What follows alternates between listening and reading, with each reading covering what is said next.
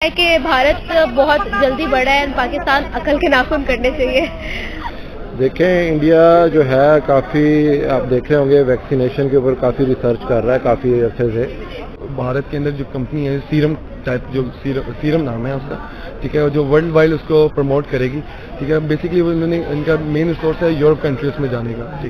इनसे मुकाबला हमारा नहीं है, लेकिन हमें किसी तरीके से अफोर्डेबली इसको पाकिस्तान में लेकर वो वैक्सीन कोरोना की जिस पे पूरी दुनिया उम्मीद लगाए बैठी है, वो पाकिस्तानियों को नहीं मिलने जा रही है क्योंकि गवर्नमेंट ऑफ पाकिस्तान ने हाथ उठा दिए। हाँ, वैक्सीन जो है वो सरकार जो है वो कहीं नजर नहीं आती उस लाइन के अंदर। हर मुल्क ने अपनी बुकिंग करवा ली है, अपने अवाम नास को डेट दे दी है और हम अभी तक उस लाइन में हैं ही नहीं कहीं। वैक्सीन जो आ रही है, आपको पता है उसकी कीमत अभी इनिशियल जो एस्टिमेट है कि वो 5,800 रुपए समथिंग होगी। एक घर में 5 बंदे हैं तो 30,000 रुपए की वैक्सीन पाकिस्तान में कौन लगवा सकता है?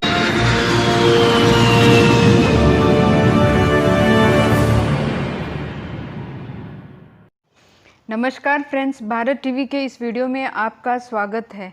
जैसा हम सभी जानते हैं, पाकिस्तान में कोरोना की वजह से बहुत बुरा हाल है। दूसरी तरफ WHO ने इंडिया को वेलकम किया है और कोरोना वैक्सीन के लिए धन्यवाद भी दिया है। इंडिया को ब्राज़ील, बांग्लादेश, बर्मा आदि देशों से कोरोना वैक्सीन के बहुत ऑर्डर मिलने शुरू हो गए हैं, जबकि चाइनीज़ वैक्सीन को नेपाल ने भी खरीदने से मना कर दिया है। पाकिस्तान में इमरान सरकार का कोरोना वैक्सीन के लिए कोई प्रोग्राम नहीं है और वह मुफ्त में औरों से कोरोना वैक्सीन की भीख मांग रहे हैं। साथ ही अपने कर्जे माफ़ी की भी भीख मांगने की कोशिश कर रहे हैं, जबकि आवाम पाकिस्तान की हालात से बहुत परेशान है। इस वीडियो में इसी पर बातचीत हो रही है, आइए देखते हैं। देखने के साथ रिक्वेस्ट है, मेरे चैनल को सब्सक्राइब कीजिए और मेरा हौसला बढ़ाएं। साथ ही बेल आइकन प्रेस करके आगे के वीडियोस की नोटिफिकेशन आप समय पर पाएं। Thank you and have a nice day.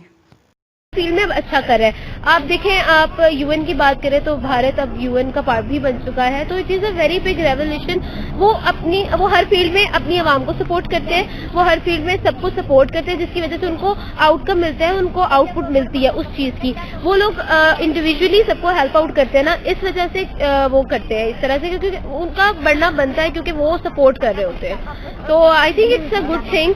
But ये है कि भारत बहुत जल्दी बढ़ा है, पाकिस्तान अकल के नाखून करने चाहिए।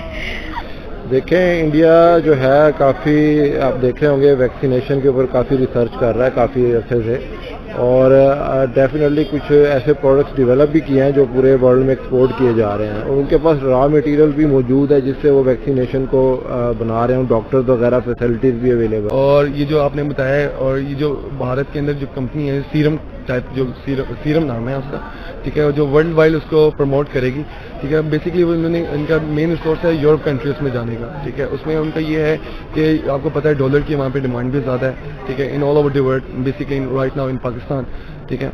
तो वैक्सीन अगर भारत इस्तेमाल कर रहा है, मतलब इंडिया बना रहा है, तो ये बहुत बड़ा स्टेप है एक तरह से। तो वर्ल्ड वाइड अगर ये स्टेप होने के बाद जब ये पहुंचेगा तो काफ़ी फायदेमंद होगा सबके लिए। इनसे मुकाबला हमारा नहीं है, लेकिन हमें किसी तरीके से अफोर्डेबली इसको पाकिस्तान में लेकर आना है। ये पाकिस्तानियों को वैक्सीन नहीं मिलेगी।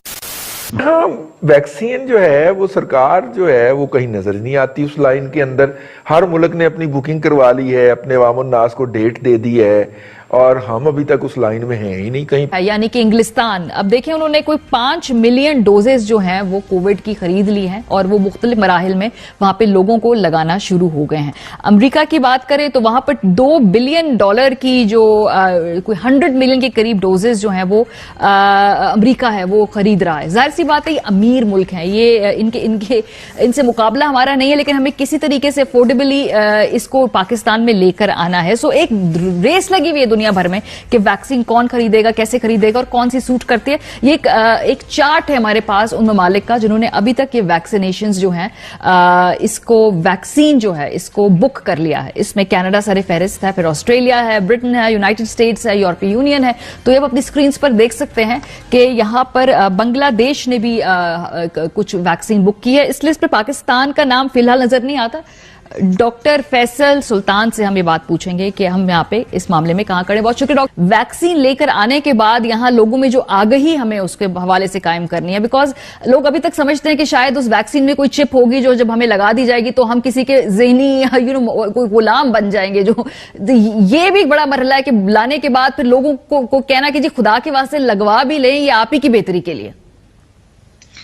जो कम्युनिकेशन के चैलेंज है वैक्सीन में, खासतौर पर एंटी वैक्सर्स के दौर में, और हमारे यहाँ तो आपके सामने है जी पोलियो में कितनी रेजिस्टेंस आती है, और दुनिया भर में ये एक मसला पैदा हो गया कि बिकॉज लोगों की तालीम साइंस में उतनी गहरे तरीके से नहीं की जाती, कई दफ़ा नीम हकीम वाला मसला बन जाता है। वो आधी इंफॉर्मेशन से लोग जो है ज़्यादा कंफ्यूज हो जाते हैं।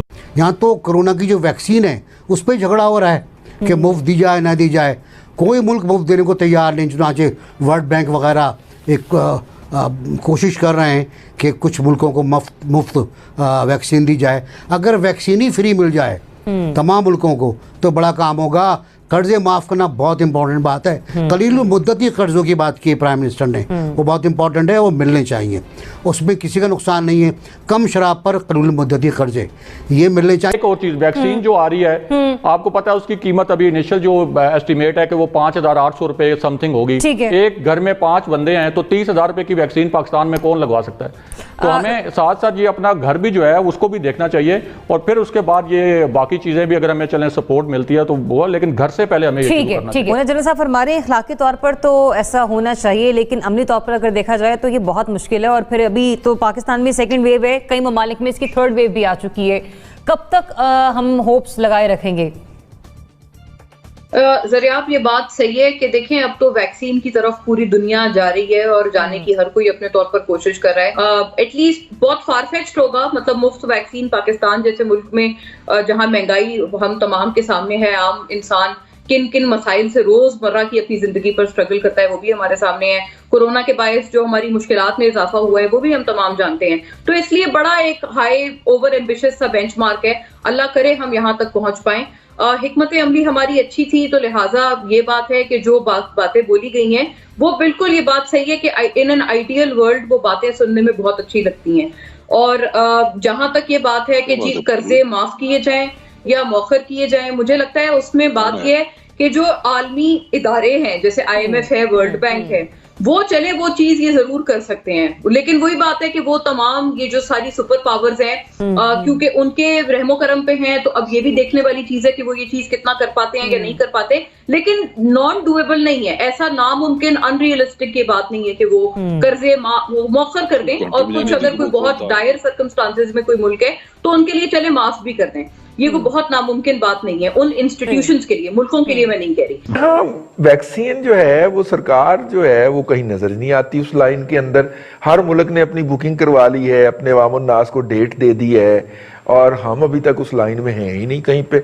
बल्कि हम उल्टा कंस्पायरेसी थेरियां छोड़ रहे हैं कि ये एक नैनो चिप जो है वो हर बंदे के अंदर इंजेक्ट कर दी जाएगी। मतलब लाल टोपी एंड कंपनी को हमने लगा दिया है साजिश थ्योरियां घरने में और फैलाने में, और मेन स्ट्रीम मीडिया के ऊपर जी वो फेरी दुनिया के। तो क्या आइंदा फिर हम वैसे जहाज पे जब बैरून मुल्क जाएंगे तो वैसे ही होगा हमारे साथ, जिस तरह हमारे बुजुर्ग जो है वो पोलियो के कतरे पी रहे होते हैं, उसका सर्टिफिकेट बना रहे हैं। साथ साथ दुनिया भर में कोरोना वायरस की वैक्सीन मिलेगी, लेकिन पाकिस्तान में नहीं। वजीर आजम इमरान खान का वफाकी काबीना इजलास में बड़ा इंकशाफ, लोग मरे या जिए हुकूमत ने हाथ खड़े कर दिए हैं। दूसरी जानिब भारत की वैक्सीन तैयार करने वाली कंपनी से राबते सामने आए हैं। तो कोरोना वाली बड़ी डेंजरस स्टोरी है। मेरे खुद में जब से परेशान हूं उसको हम नंबर 1 स्टोरी बनाने का सोच रहे थे। हमने बैठ के इसी पे गुफ्तगू की है कि एक्सक्लूसिव तो चलो रिपोर्टर की अपनी एक होती है, हर एक की होती है, लेकिन मेरा ख्याल है इसके कंसिक्वेंसेस बड़े खौफनाक हैं जो अभी मैं आपके साथ शेयर करने वाला हूँ।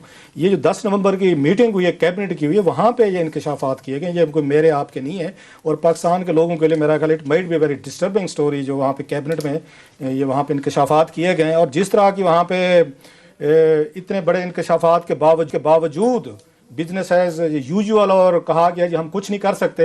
हुकूमतें कुछ करने के लिए लाई जाती होती हैं, हुकूमतें सिर्फ हाथ खड़े करने के लिए नहीं लाई जाती होती। सो जो कुछ मैंने वहाँ से मुझे कोई पता चला है जो आपके साथ शेयर कर रहे हैं, मेरा ख्याल है it's a matter of concern for ये 20 हमारे ये 22 करोड़ जो लोग हैं, इनके लिए जो प्रोसीडिंग हुई है कैबिनेट की पिछले इजलास की 10 नवंबर वाली, दे मस्ट बी वेरी मतलब डिस्टर्बिंग। हुआ क्या लेकिन साथ में जब मैं भारत का बताऊंगा कि भारत क्या अरेंज कर रहा है तो थोड़ा सा आपको मुतमईन आपको पता चलेगा कि शहरियों की कदर कैसे करते हैं। क्लास साहब की बात जरा एक दफा रिपीट कर दूं क्योंकि मुझे हजम नहीं हो रही है। वो वैक्सीन कोरोना की जिस पे पूरी दुनिया उम्मीद लगाए बैठी है वो पाकिस्तानियों को नहीं मिलने जा रही है क्योंकि गवर्नमेंट ऑफ पाकिस्तान ने हाथ उठा दिए।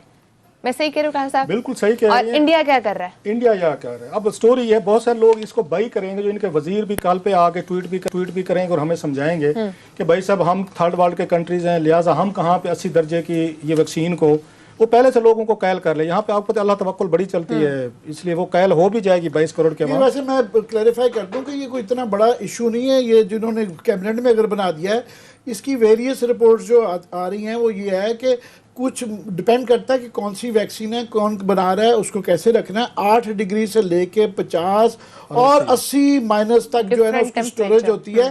पर ये कोई इतना बड़ा इशू नहीं है कि न्यूक्लियर कंट्री जो है वो इसको स्टोर नहीं कर सकता। अब इन्होंने तो खड़ दिए हैं, अल्लाह जाने तो उसके बाद अवाम जाने, अल्लाह तवक्कुल पे छोड़ दिया उन्होंने, खत्म होगी बहस वहाँ पे। इंडिया क्या कर रहा है सर? थोड़ी सी मैं रिसर्च डाली अगेन, क्योंकि हम सारी चीज़ें इंडिया के साथ मैच करते हैं, मुकाबला डालते हैं। इंडिया ने ये किया तो हमने ये किया, वो कहते हैं पाकिस्तान ने ये किया तो हमने किया। 72 साल से मुकाबला चल रहा है, अब यहाँ मुकाबला नहीं हो रहा। इंडिया ने क्या किया? मैंने उनकी ये हेल्थ मिनिस्ट्री के फिगर्स देख रहा था।